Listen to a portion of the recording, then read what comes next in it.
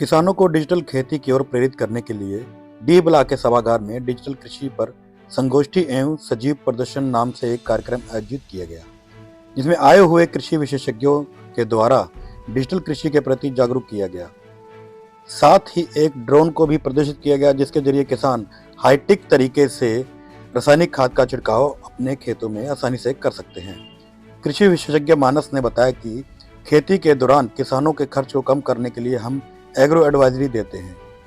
Satellite के माध्यम से पिछले 20 वर्ष की उर्वरक क्षमता का लेखा जोखा तैयार करके हम किसानों को प्रोवाइड कराते हैं। देखिए यह विशेष रिपोर्ट।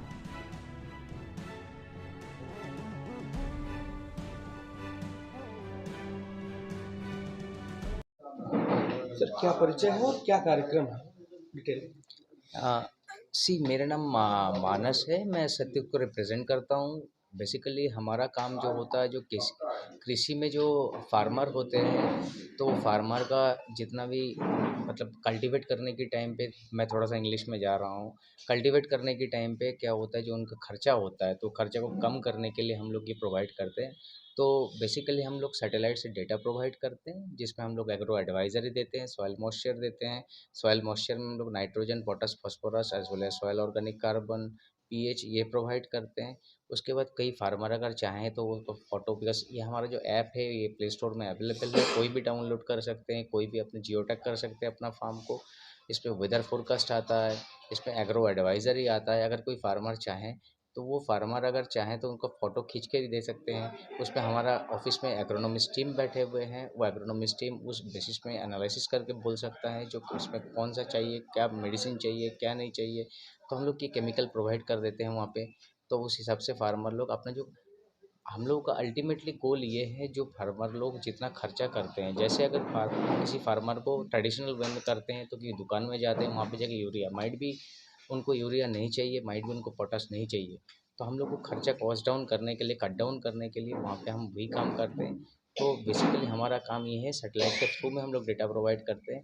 और सैटेलाइट बेसिकली ये बोल सकते हैं आप, मगर मैं बेसिक लैंग्वेज में कंपेयर करूँगा तो जैसे एक्सरे होता है, तो एक्सरे बेसिकली क्या करता है, it will go penetrate and it will come back. तो सैटेलाइट भी वही करते हैं, ज़मीन में पेनिट्रेट करते हैं, फिर रिफ्लेक्ट बैक करते हैं। तो वो रिफ्लेक्ट बैक करने के टाइम पे हम लोग को पूरा पता चल जाता है ये ज़मीन में last at least for last 20 years यहाँ पे क्या हुआ है, कुछ मतलब क्या करने वाले हैं। एंड मोर इम्पॉर्टेंटली यहाँ पे नाइट्रोजन कितना है, पोटास कितना है, फास्फोरस कितना है, और वहाँ पे क्या कमी है, वहाँ पे वो यूटिलाइज़ कर लीजिए। अगर जहाँ ज़्यादा है तो वहाँ पे यूटिलाइज़ मत कीजिए। तो इस हिसाब से हम खेती किसान को एडवाइस करते हैं खेती करने के लिए। ये जो है ये गवर्नमेंट की तरफ से है या किसान को कोई इसमें कॉस्ट नहीं देनी नहीं नहीं, पड़ती हम है? लोग प्राइवेट कंपनी है, हम गवर्नमेंट की तरफ से नहीं है। बहुत सारे गवर्नमेंट के साथ हम लोग काम कर चुके हैं ऑलरेडी, बट हम लोग गाइड कर सकते हैं किसान के लिए। नहीं, इसके कोई कॉस्ट देना पड़ता है किसान को? यस, हाँ, इसका एक कॉस्ट देना नहीं पड़ता है, अभी फ़िलहाल के लिए कोई निर्णय नहीं पड़ता है।